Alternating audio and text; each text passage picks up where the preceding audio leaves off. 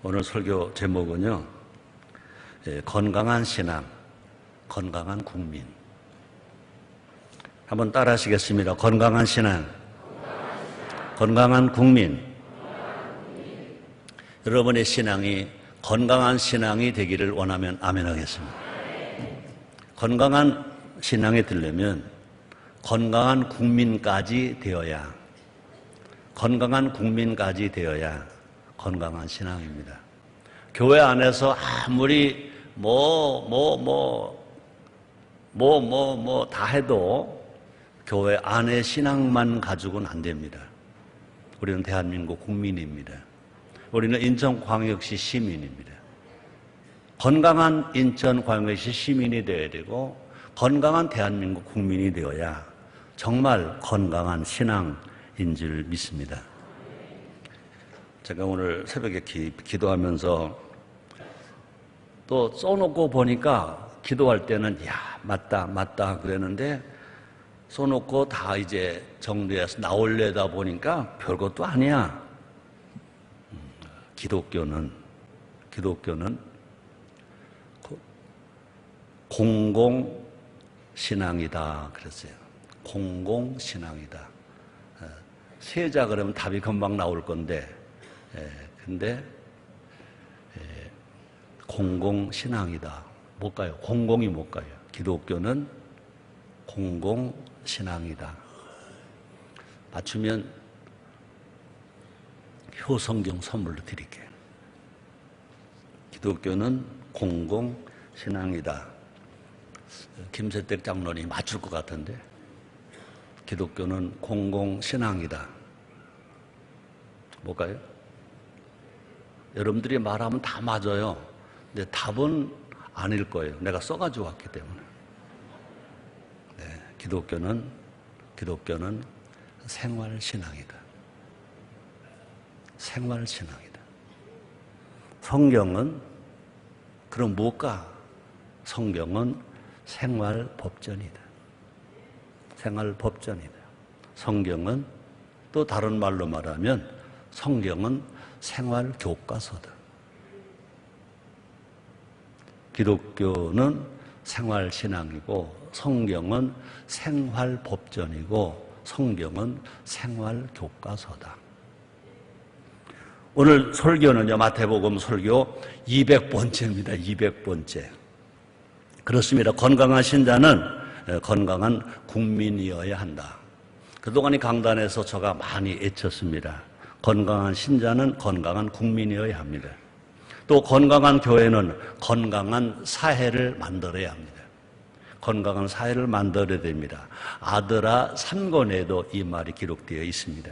예수님은 오늘 본문을 통해서 이것을 가르쳐주고 있습니다. 예수님은요, 우리의 구세주만이 아닙니다. 예수님 하나님 효자만이 아닙니다. 예수님은 우리를 가르쳐주시는 스승이십니다. 뭐를 가르쳐 주시느냐? 예수님은 길이고 진리고 생명이다 그랬습니다. 우리가 천국 가는 것만 가르쳐 주는 것이 아니라 하나님 아들답게 사는 방법을 가르쳐 주는 것입니다. 예수님은 이제 십자가를 지러 가시는 중에 십자가를 향해서 가시는 중에 갑자기 누가 와서 이 세금 문제를 다루고 있습니다. 세금 문제가 등장합니다. 세금, 그러면 아마 기업하는 사람들이 제일 아주 껄끄러운 거 세금, 힘든 거 세금, 무서운 거 세금. 아마 기업하는 사람들은요, 우리 경찰이나 검찰보다 더 무서운 데가 어디일까? 청은 청인데 무슨 청입니까? 국세청. 서는 서인데 무슨 서? 세무서. 무서울 것입니다. 자, 그런데 세금 문제는 두 가지를 가르쳐 줍니다. 하나는 뭐냐? 예수님은 누구신가 하는 예수님의 정체성. 오늘 세금 문제를 통해서 두 가지를 가르쳐 주는데 하나는 뭐냐? 예수님은 누구신가? 예수님은 하나님의 아들이심을 다시 한번 천명해 줍니다. 그러므로 꼭 예수님 하나님 아들이라 하지 않아도요, 하나님 말씀, 성경 말씀을 보면 예수님이 하나님이시다, 하나님 아들이시다는 말씀이 곳곳에 담겨져 있다는 것입니다. 또 하나는 뭐냐? 예수님은요, 하나님 아들이시지만 이 땅의 국민으로서 의무도 다 하셨다는 것입니다. 예수 하나님 아들이신데 불구하고 이 땅의 국민으로서 유대민으로 온 국민으로서도 의무를 다 하셨다는 것입니다. 그래서 예수님은요, 납세의 의무를 다 하십니다. 예수님도 세금을 내셨습니다. 예수님은요, 하나님 나라와 조국 나라의 애국자이십니다. 그래서 예수님이 하신 말씀 중에 우리가 꼭 직접적으로 받아야 할 말씀이 뭐냐? 마태복음 6장 33절입니다. 너희는 먼저 그의 나라와 그 의를 구하라. 그래 이 모든 것을 너에게 더하시리라 그랬습니다. 그것뿐이 아닙니다. 종려 주일날 예수님이 예루살렘에 입성하실 때, 베들레헴에 입성하실 때 나귀를 타고 들어가시면서 우셨습니다. 백성들을 보고 우셨습니다. 이 시간 십자가를 향해 가시면서도 예수님은 이제 구세주 역할을 감당하시면서 십자가를 지고 죽으러 가시면서도 하나님의 아들뿐이 아니라 유대 국민으로서 의무를 다하신 예수님의 모습을 본받자는 것입니다. 그래서 우리가 정말 건강한 신앙인이 되고 건강한 국민이 되어야 될 것입니다. 우리 이런 정신으로 한국의 1200만 기독교인만 바르게 산다 하더라도 이 나라가 이렇게 절대로 어렵지 않다는 것입니다.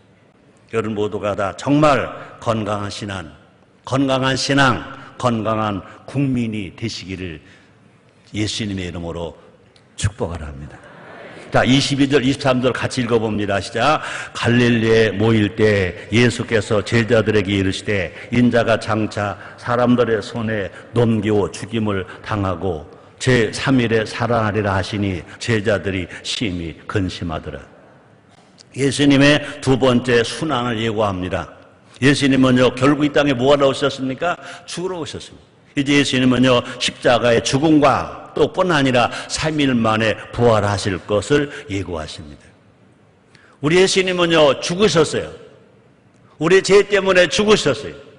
근데 예수님은요, 죽으신 것만이 아니라 3일 만에 부활하셨습니다. 우리의 구세주가 되시기 위하여 부활하셨습니다. 우리에게 절망이 아니라 희망을 주시기 위해서 예수님이 부활하셨어요. 제3일에 부활한다는 예고를 그들은 듣기는 들어도 알아듣지를 못하고 깨닫지를 못했다 그랬습니다. 그래서 제자들은요 두 번째 순환 예고를 듣고 그냥 슬퍼만 하는 겁니다. 예수님은 죽는 것만 알고 슬퍼만 합니다. 부활을 깨닫지 못하고 슬퍼만 합니다. 예수님의 순환 예고에는요, 승리의 확신이 들어있었습니다. 제자들은 이것을 놓치고 있었습니다. 이것을 잘 바르게 세심하게 알아듣지 못했기 때문에 깨닫지 못했다는 것입니다. 그래서 그들은 예수님은 실패하여 십자가를 지시는 것이 아닌가 착각했습니다. 예수님은요, 처음부터 이 땅에 오실 때부터 십자가를 지러 오셨습니다. 아담과 하와가 범죄함으로 말미암아 인간의 죄를 대속해 주시고 누군가가 죄 없는 한 분이 죽으셔야 되는데 이 인간에게 죄 없는 사람은 한 명도 없습니다. 오래 죄 없이 태어나신 예수님만이 우리의 구세주가 되시고 예수님이 죽으셔야 우리의 죄를 대속해 주시는 것입니다. 다시 말합니다. 그러므로 처음부터 예수님은요, 나의 죄, 너의 죄, 원죄와 자범죄를 대속해 주시기 위해서 십자가를 지러 오셨다는 것입니다. 예수님이 땅에 오신 목적을 분명하게 알고 계셨어요. 예수님 십자가 죽음이 역사적 사실임을 부인하는 사람은 없습니다. 자, 하나님의 섭리를 이해하지 못하면 예수님은 사형당한 자, 실패당한 자로 생각할 것입니다. 예수님은 십자가를 지심으로 하나님 일을 다 이루신 것입니다. 예수님은 십자가를 지심으로 죄와 사망의 사슬을 다 끊어버립니다. 아담과 하와가 지은 원죄와 자범죄 모든 사람들의 죄값은 사망입니다. 자, 그래서요, 요한복음 12장 47절에서 이렇게 말씀하십니다. 우리 같이 한번 읽겠습니다. 사람이 내 말을 듣고 지키지 아니할지라도 내가 저를 심판하지 아니하노라. 내가 온 것은 세상을 심판하려 함이 아니요 세상을 구원하려 함이로라. 또 예수님은 요한복음 3장 16절에서 너무나 확실하게 말씀하셨어요. 하나님이 세상을 이처럼 사랑하사 독생자를 주셨으니 이는 저를 믿는 자마다 멸망치 않고 영생을 얻게 하려 하심이라. 여러분에게 물어봅니다. 잘 생각해 보시고 대답해 보세요. 예수를 믿으십니까? 예수 믿으십니까? 정말 믿습니까? 축하합니다. 예수를 믿는 사람은 안 망합니다. 예수를 믿는 사람은 영생합니다. 예수를 믿는 사람은 분명히 틀림없이 확실히 천국 갑니다. 이 세상이 더 좋습니까? 천국이 더 좋습니까? 천국이 훨씬 좋습니다. 예수를 믿으면 우리 그 천국을 갑니다. 그렇습니다. 예수님의 고난과 죽음은요, 실패가 아니라 영원한 승리, 영광이다. 그래서 예수 십자가에서 마지막 죽으실 때 내가 다 이루었다 그러셨습니다. 자, 다시 한번 24절부터 26절까지도 같이 한번 읽어봅니다. 시작. 가버나움에 이르니 반세계를 받는 자들이 베드로에게 나와 가로되 너희 선생이 반세계를 내지 아니하느냐? 가로되 내신다 하고 집에 들어가니 예수께서 먼저 가라사대 시몬아 내 생각은 어떠하냐? 세상 임금들이 네게 관세와 정세를 받느냐? 자기 아들에게냐 타인에게냐? 베드로가 가로되 타인에게니이다. 예수께서 가라사대 그러면 아들들은 세를 면하리라. 예수님 당시에는요 민주국가가 아닙니다. 민주주의 국가가 아닙니다. 예수님 당시에는요 무슨 국가입니까? 왕정국가입니다. 왕정국가입니다. 쉽게 말하면요 왕의 아들은 왕정국가에서 왕의 아들은 세금을 냅니까 안 냅니까? 왕정국가에서 왕의 아들은 세금을 냅니까 안 냅니까? 안 내죠. 지금 그 얘기 하시는 겁니다. 그런데도 뒤에 가서 보니까 예수님이 세금 내셨습니까? 안 내셨습니까? 내셨습니다. 이야기는요 마태복음에만 기록되었어요. 마태복음에만 이 말씀이 기록되었어요. 예수님 십자가 필러 죽으러 가시는 중에 중간에서 한 사람 나타나서 괜히 세금 얘기 딱 하는 겁니다. 이건 사복음서의 마태복음에 여기에만 기록된 말씀이라는 것을 우리가 알아야 됩니다. 그때 왜 그러냐? 마태는 누구였었습니까? 세금 받는 세리였습니다. 세리. 세리였던 마태는 이 문제에 관심이 많았을 것입니다.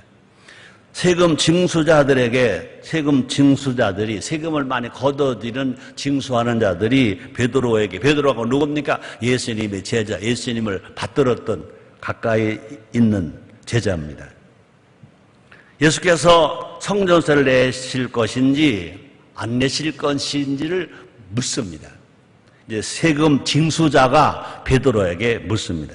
이것을 이제 물어보러 예수님께 베드로가 갑니다. 근데 예수님이 먼저 대답하는 장면이 또 나옵니다. 20세 이상 된 유대 남자들은요 매년 성전세를 내야 했어서 이 구약 예약입니다. 예수님은요 태어나실 때 언제 태어나셨습니까? 구약 시대 태어나셨습니다. 예수님 태어나심으로 말미암아 이제 예수님 시대가 도래한 것입니다. 자 볼까요? 출애굽기 30장 13절로 14절. 출애굽기는요 이스라엘 백성들이 이제 어떻게 살 것을 법으로 정해준 겁니다. 같이 읽어봅니다. 무릇 계수 중에 드는 자마다 성소에 세겔대로 반세겔을 낼지니 한 세겔은 20게라라. 그 반세겔을 여호와께 드릴지며 무릇 계수 중에 드는 자 곧 20세 이상 된 자가 여호와께 드리되 그랬습니다. 자, 성전세를 낸다는 것은 뭐냐? 이스라엘의 정식 멤버가 됐다. 대한민국 국민이 아니면 세금 안 냅니다.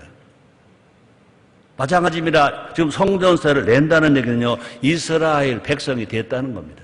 선민이 됐다는 겁니다. 하나님의 백성이 됐다는 겁니다. 그러므로 우리가 세금을 낸다. 이거는요 분명히 당당한 국민이 되었다는 것입니다. 우리가 대한민국 국민으로서 군에 간다. 군인 아무나 안 갑니다. 대한민국 국민이 아니면 못 갑니다. 그러므로 의무가 있다는 얘기는요 당당한 권리가 있다는 것입니다. 당당한 겁니다. 그러므로 이스라엘에 살면서 성전세를 낸다고 분명 이스라엘 백성이 됐다, 하나님 백성이 됐다는 것입니다. 그런 자부심. 그러므로 사업하는 여러분들이 세금을 낼 때 여러분들은 자부심을 가지고 나는 대한민국 국민이다, 난 대한민국 국민의 권리가 있다, 그런 자부심을 가지고 당당하게 세금을 내는 한국교회 성도 다 되시기를 주의 이름으로 축복합니다. IMF 때 다 어려웠잖아요. 근데 미국에서 어느 큰 돈 많은 자금가가 한국에 왔답니다. 어느 기업에 투자할까? 그래서 어디 갔대요? 국세청에 갔답니다. 국세청에 가서 세금을 제일 정확하게 내는 기업 하나 추천해 주세요. 그랬더니 대한민국 국세청에서 추천해 준 기업이 어딥니까? 이랜드입니다. 이랜드.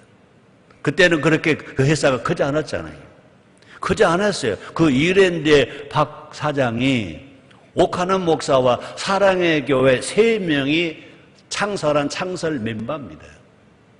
신앙상을 바르게 했습니다. 세금 바르게 냈습니다. 추천해 줬습니다. 어마어마한 돈을 미국 기업에서 투자해 줬습니다. 아마 이자도 거의 없는 투자해 줬을 것입니다. 결국은 지금 IMF 이후에 작은 기업으로 출발했던 이랜드가 그 산하 기업들이 얼마나 많냐. 난 대한민국이 어렵다. 그렇습니다. 나는 이렇게 봅니다. 대통령이 당선되는 분마다 자꾸 말합니다. 경제 살리겠다. 무슨 말입니까? 경제는 대통령이 살리는 게 아니죠. 경제는 누가 살립니까? 경제인이 살리는 거죠. 신나게 벌어서 당당하게 대한민국 국민의 자부심을 가지고 신나게 세금을 내면 분명히 기업은 살 것이고 내수 경제가 살게 될 것이고 그 돈을 가지고 국가가 정직하게 복지 잘하면 모든 국민이 다 행복하게 살게 될 줄 믿습니다. 다시 말합니다. 유대인에게는요, 성전세를 내는 것이 가장 큰 자랑이다. 가장 큰 보람이다. 그 액수는 보통 노동자들이 이틀 임금에 해당된다 그랬습니다. 가난한 자들에게는요, 부담이 되는 액수입니다. 베드로는요, 예수님이 당연히 성전세를 내실 것이라고 먼저 대답을 했습니다. 자, 근데 예수님은 성전세를 내기 전에 베드로에게 이렇게 질문합니다. 마태복음 17장 25절 하반절입니다. 같이 읽겠습니다. 예수께서 먼저 가라사대 시몬아, 내 생각은 어떠하뇨? 세상 임금들이 네게 관세와 정세를 받느냐? 자기 아들에게냐? 타인에게냐? 2000년 전에 예수님은 관세와 정세라는 말을 해주셨습니다. 2000년 전. 관세가 뭐냐? 세리들이 받아가는 지방세, 간접세, 관세입니다. 정세가 뭐냐? 모든 국민이면 누구나 다 부과해야 되는 사람마다 내는 직접세, 국세입니다. 국세. 모든 대한민국 국민은요, 성인이 되면 누구든 세금 내야 됩니다. 이 관세와 정세는 모든 종류의 세금 말은, 그러니까 모든 세금 크게 보면 관세냐 정세냐, 지금 우리 문화로 말하면요, 지방세냐 국세냐. 성경은 별걸 다 가르쳐줍니다. 예수님은 별걸 다 가르쳐주십니다. 아멘 안 하시네. 아멘. 세상 임금들은요, 타인에게서 세금을 거두어드립니다. 타인에게서. 이거는 왕정시대를 말합니다. 왕의 아들들은 세금을 낸다고 말합니까? 안 낸다고 말합니까? 왕의 아들들, 왕정시대는 왕의 아들들은 세금을 낼 필요가 없습니다. 우리 집에서 우리 아들, 딸들이 아버지인 나에게 세금 내야 됩니까? 안 내야 됩니까? 세금만 안 내도 용돈은 가져와야지. 아멘. 다시 말합니다. 왕의 아들들은요, 세금을 낼 필요가 없어요. 성전세는 누구께 속한 겁니까? 하나님께 속한 겁니다. 성전세 하나님께 속한 겁니다. 하나님의 아들이신 예수님은 세금을 낼 필요가 있습니까? 없습니까? 없습니다. 자, 그래서 마태복음 17장 26절 하반절에 보니까 예수께서 가라사대 그러면 아들들은 세를 면하리라. 아들들은 세를 면하리라. 여기서 아들들은 뭐냐? 세를 면하리라. 이거 직역하면요, 아들들은 자유하리라. 세금의 구속을 받을 필요가 없다. 자유하리라. 그랬습니다. 예수님이 세금을 안 내시겠다는 뜻이 아닌 것입니다. 초점은 뭐냐? 초점은 뭐냐? 예수님은 하나님 아들이심을 다시 여기서 강조해 주고 계신 것입니다. 자녀는요, 자녀는 자녀로서의 특권이 있다. 특권이 있다. 예수님과 제자들은요, 하나님 아들 된 특권을 가지고 있다. 그 말을 해 주시는 것입니다. 자, 그런데 결과는 어떻게 했습니까? 27절 같이 읽어봅니다. 그러나 한번 따라 하시겠습니다. 그러나 성경에는요, 또라는 말이 많이 나옵니다. 또 그러나라는 말이 많이 나옵니다. 또란 뭐냐? 앞에 것도 해야 되고 뒤에 것도 해야 되는 것입니다. 그러나는 뭐냐? 원칙은 이렇게 되어 있지만 그러나 삶의 현장에서 그러나 하나님이 그것을 용서하시는 게 있습니다. 부과하시는 게 있습니다. 자, 같이 다시 읽어봅니다. 시작. 그러나 우리가 저희로 오해케 하지 않기 위하여 내가 바다에 가서 낚시를 던져 먼저 오르는 고기를 가져 입을 열면 돈 한 세계를 얻을 것이니 가져다가 나와 너를 위하여 주라 하시니라. 아들은 세금을 안 내도 돼. 그러나 다른 사람에게 오해를 가질 게 있으면, 다른 사람에게 오해를 일으킬 게 있으면 그건 하라는 것입니다. 우리가 먹는 음식도 로마서에서 많이 가르쳐주고 있습니다. 자, 하나님 아들이신 예수님은요, 성전세를 내실 의무가 있습니까? 없습니까? 있어요? 없어요? 없죠. 왜 헷갈려요? 성전세를 하나님의 아들, 하나님의 집입니다. 그죠? 내실 필요가 없어요. 그런데 예수님은 내신다는 거예요? 안 내신다는 거예요? 내신다는 것입니다. 그럼에도 예수님과 베드로는 성전세까지 납부하십니다. 그래서 예수님은요, 불신자로 오해케 하지 않기 위해서 세금을 내라. 불신자들에게 오해를 주면 안 된다. 성전세는 하나님의 집이니까 하나님 아들은 낼 필요가 없지만, 그러나 다른 사람들에게 오해를 주면 안 되니까 내어야 된다라고 말합니다. 다시 봅니다. 마태복음 10장 20절 상반절입니다. 그러나 우리가 저희로 오해케 하지 않기 위하여. 오해케 한다는 말은 뭐냐? 걸려 넘어지게 하다, 그런 뜻입니다. 우리가 혹 잘못해서 다른 사람 한 사람도 실족하게 한다든지 하나님을 오해하게 한다든지 그래서는 안 된다는 것입니다. 예수님은 불필요한 오해를 없애기 위해서 세금을 납부하라. 세금을 납부하라. 또 납부하십니다. 납부하셨습니다. 예수님도 성전세를 내셨습니다.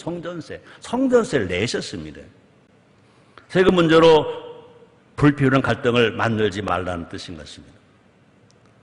성도로 이 세상을 살다 보면요, 저항해야 할 때가 있습니다. 이건 아니요 할 때가 있습니다. 또 뿐 아니라 반대로요, 세상 법칙을 따라야 할 때도 있습니다. 악법도 법이라는 말이 있습니다. 이건 분명히 아니요. 그러나 현재 법은 법이니까 가는 겁니다. 세상을 따른다고 불의와 타협하는 것은 아니다. 당연한 주장을 할 수 있는 권리를 오히려 지금 양보하는 겁니다. 양보하는 것입니다. 왜? 복음이 더 전파되기 위해서. 이 목회자 갑종 근로소득세, 예루순복음교회 제가 수련전도 할 때부터 저는 목회자 소득에 대해서 그동안은 종교인 소득세라는 세법 규정이 없었습니다. 그럼에도 불구하고 내지 않아야 됨에도 불구하고 낼 수 있는 법이 없음에도 불구하고 조영기 목사님은 세금을 내셨습니다. 저도 냈습니다. 인천 순복음교회 1983년도에 우리가 창립해서 우리 인천 순복음교회 모든 목회자, 모든 직원들 갑종 근로 소득세 정확하게 지금 다 내고 있습니다. 그러나 대한민국 이제 세법은 2018년 1월 1일부터 이제 종교인 소득세라는 세목을 만들어서 이제 내도록 되어 있습니다. 이것을 교회에서 찬반이 있습니다. 그러나 국민 여론을 다 보면 종교인도 소득세 내야 된다, 이 말이 거의 다인 것입니다. 그러니까 우리 교단 다는 아닙니다. 조용기 원로 목사님의 제자들은 정확하게, 왜? 누구를 따라가는 거냐? 누구 따라가는 겁니까? 예수님 따라가는 겁니다. 왜? 대한민국은 그동안 정말로 이 종교인에 대해서 많은 혜택을 많이 준 거죠. 종교세가 없습니다. 종교세는 앞으로 계속 없어야 돼요. 그러나 종교인이 받는 소득세는 내야 됩니다. 법이 없으니까 낼 수가 없어요. 다른 사람들은요, 세금 내려고 세무서 갑니다. 낼 법이 없다는 거죠. 법이 없어요. 그러나 우리는 다른 법이 없으니까 대한민국 국민이니까 소득에 대한 세, 일하고 받는 세, 그러니까 양도소득세가 아닙니다. 무슨 부동산 매매 소득도 아닌 것입니다. 내가 일해서, 내가 땀 흘려서 얻은 거, 이거 사례비지만 법이 없으니까 갑종근로소득세법에 적용해서 그 고지서에다가 우리가 그동안 세금을 냈고 지금도 내고 있습니다. 우리 누구 따라가야 합니까? 예수님을 따라가는 겁니다. 그때 한번 인터넷에 떴어요. 세금 내는 목사들이 많지 않거든요. 그러니까 목사이면서 소득세를 갑종근로소득세 명목으로라도 내는 사람 많지 않거든요. 거기 제 이름이 떴어요. 어떤 성도가 전화 왔더라고요. 목사님 정말 감사해요. 목사님도 대한민국 국민으로서 소득세, 근로소득세는 아닙니다. 절대로 사례비입니다. 내는 걸 보고 너무 감사합니다. 그런데 명단 나온 사람 중에 그렇더라고요. 그때 나온 명단 중에는 우리 목사님이 세금 제일 많이 내더라고요. 너무 좋아서 내가 전화 걸었습니다. 내가 감사합니다 그랬어요. 너무 제일 많이 냈다니까 혼자 많아서가 아니라 그분들은 실질적으로 그걸 다 실명대로 좀 덜 했는가 보죠. 저는 당당했고요. 그 청년이 전화를 걸어줬을 때요, 내가 그래서 고맙다고 그랬더니 그 청년이 아닙니다. 목사님 고맙습니다. 그래서 우리 교회 좋습니다. 네, 박수도 한번 안 쳐요. 이거 선도입니다, 선도. 그래서 이 기재부에서 조세 실장이 직접 전화를 저희한테 한 4년 전에 전화를 걸어왔습니다. 어떻게 하면 좋습니까? 내야 된다. 그러나 갑종 근로소득세는 못 내. 그건 안 돼. 우리는 근로자가 아니야. 종교인 소득 세목을 만들어. 그래서 결국은 종교인 소득 세목을 만들어서 2018년 1월부터 내게 되어 있습니다. 오늘 이 말씀을 예수님이 가르쳐 주시는 거예요. 이 말씀은 마태복음, 사복음서 중에 마태복음만 있어요. 왜 마태복음만 있느냐? 마태가 세리니까, 세금회를 너무 잘 아니까 이런 질문을 받아서 이걸 기록해 놨다는 것입니다. 아멘. 아멘입니까? 이것이 뭐냐? 우리 교회뿐이 아닙니다. 한국교회가 교회 안에 교회만 되지 말고, 그죠?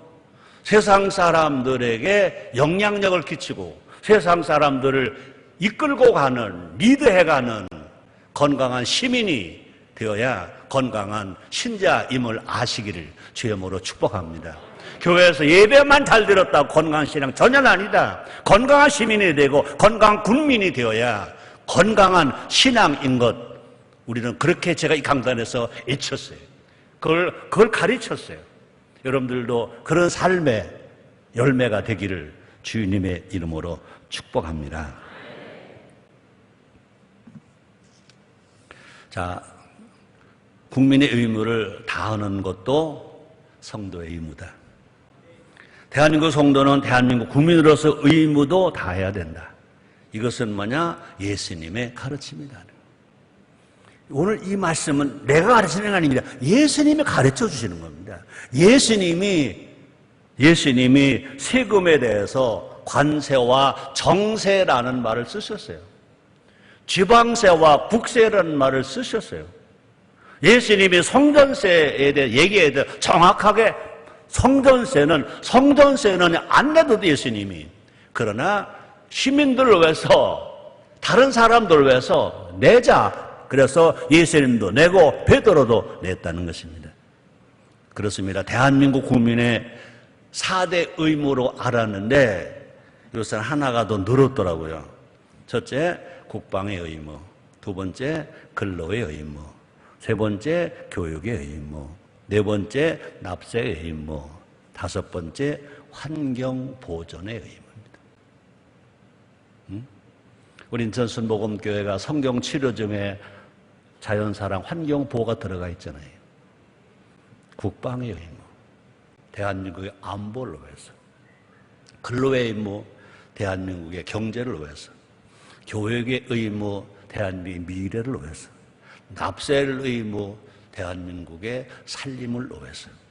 환경 보존의 의무, 하나님이 주신 이 자연을 우리가 지켜야 할 책임이 우리에게 있다는 것입니다. 이 의무를 이렇게 살아가야 건강한 신자입니다. 건강한 국민입니다. 교회는 예배만 드리는 것이다. 절대 성경 그렇게 가르치지 않습니다. 오늘 예수님 분명히 마태복음 17장 마지막 부분에서 분명히 말씀했습니다. 세금 내라.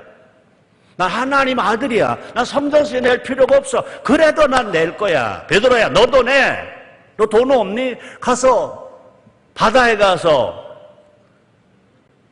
그물을 던져, 낚시를 던져. 고기 한 마리가 걸려올 거다. 그 열어봐라. 거기에 반세기가 나온다. 그걸 가지고 세금 내자. 우리 예수님, 멋진 예수님. 우리 예수님께 박수 한번 해요. 하나님 아들은요, 하나님의 자녀들을 된 우리는, 성도들은 우리는요, 많은 자유를 누려요. 하나님 예수를 믿으면 우리가 누가 됩니까? 하나님 아들이 됩니다. 하나님 아들이 되니까 율법으로부터의 자유, 죄가 용서받는 자유, 또 병에 치료받는 자유, 진노로부터의 자유, 심지어 우리는 예수 믿으면 죽어도 부활하니까 사망으로부터의 자유가 있습니다. 사도 바울은 이 자유를 함부로 쓰지 말라 그랬습니다. 함부로 쓰지 말라. 자유가 클수록, 자유할수록 사랑으로 서로 종노릇하라고 교훈합니다. 자 볼까요? 갈라디아서 5장 13절입니다. 우리 한번 같이 읽어봅니다. 형제들아, 너희가 자유를 위하여 부르심을 입었으나 그러나 그 자유로 육체의 기회를 삼지 말고 오직 사랑으로 서로 종노릇하라. 여기도 그러나가 또 나옵니다. 그러나 이것이 우리가 따라가야 할 신앙입니다. 형제들아, 너희가 자유를 위하여 부르심을 입었으나, 우리 아담과 하와가 범죄했습니다. 죄의 자유, 질병의 자유 얻었습니다. 그러나 그 자유로 육체의 기회를 삼지 말고 오직 사랑으로 서로 종노릇하라. 서로 옆에 분에게 영어 좀 하자고요. 나는 유의 종입니다. 시작. 나는 유의 종입니다. 그런 정신으로 살아가자. 민봉기 장로님, 정치하는 분들이 그런 식으로 정치하면 얼마나 행복할까? 기업인, 노사가 싸울 수 있을까? 그죠? 서로 종노릇하는 겁니다. 서로 종로로 다니면 서로 섬기는 겁니다. 이것이 누가 가르치는 겁니까? 예수님 가르쳐 주는 겁니다. 그래서 성경은 생활법전이에요. 생활교육전서. 기독교는 구원만이 아닙니다. 기독교로 구원받지 않습니다. 예수를 믿어서 구원받습니다. 예수를 믿어서 구원받은 사람들이 모여서 신앙생활 하는 것이 기독교입니다. 그 기독교는 뭐냐? 생활신앙. 다시 말합니다. 자유를 사랑하는 원칙은 뭐라고요?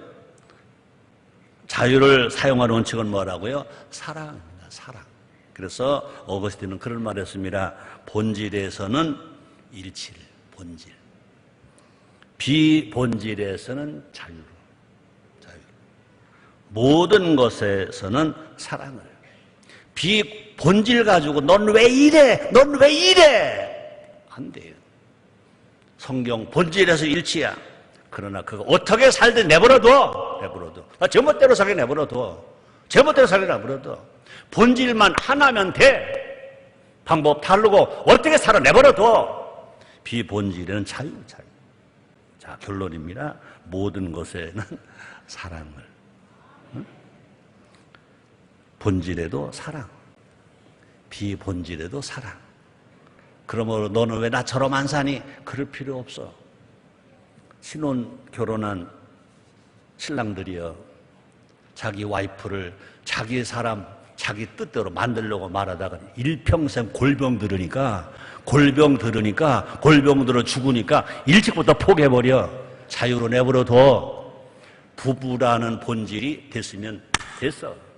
거기 안 깨지면 됐어. 자, 시간이 갔지만 결론 낼게요. 건강한 신앙, 건강한 국민. 예수님은 혁명이나 전쟁을 통해 세상을 정복하지 않으셨습니다. 십자가를 통해 죄를 정복하시고 십자가를 통해 죽음을 정복하셨습니다. 사랑과 순종과 용서와 희생을 통해 세상을 정복하셨습니다. 한번 따라하세요. 사랑, 순종, 용서, 희생. 이것이 로마 제국을 이길 수 있었던 초대교회의 힘입니다. 우리는요, 그런 말 많이 해야 돼요. 사랑이라는 말을 많이 해야 돼요. 순종이라는 말을 많이 해야 돼요. 용서라는 말을 많이 해야 돼요. 희생이라는 말을 많이 해야 돼요. 가정에서도 마찬가지입니다. 직장 일터도 마찬가지입니다. 청와대도 마찬가지입니다. 국회도 마찬가지입니다. 검찰도 마찬가지입니다. 모든 기업도 다 마찬가지입니다. 질서와 법을 파괴하는 투쟁은 안 된다. 투쟁은 질서가 파괴되고 법이 파괴됩니다. 여기 붉은 띠 두르고 이거 안 됩니다. 성주 사람도 이거 붉은 띠 두르고 데모하는 거 안 됩니다. 의견은 말할 수 있습니다. 불필요한 투쟁은 나라를 망칩니다. 불필요한 투쟁은 교회를 망칩니다. 불필요한 투쟁은 가정도 망칩니다. 또 교회 안에서 불필요한 투쟁은 복음 전파에 방해가 됩니다. 그래서 예수님은 하나님 아들이신데도 성전세를 냈습니다. 다시 말합니다. 건강한 신앙과 건강한 국민은 같은 말입니다. 건강한 신앙은 이꼬로 건강한 국민까지 가야 건강한 신앙이다. 건강한 신자는 건강한 국민이 되어야 한다. 건강한 교회는 건강한 사회를 만들어야 한다. 하나님 나라의 백성으로서 대한민국의 국민으로서 우리는요, 의무를 다해야 된다. 이것이 성경의 가르침이다. 이것이 예수님의 교훈이다. 이것이 다시 말합니다. 건강한 신앙이다. 이것이 하모니다. 이것이 행복이다. 기도하겠습니다. 하나님 감사합니다. 오늘도 하나님 말씀으로 우리의 갈 길을 주시니 감사합니다. 영혼의 양식을 주시니 감사합니다. 예수님의 이름으로 기도드립니다.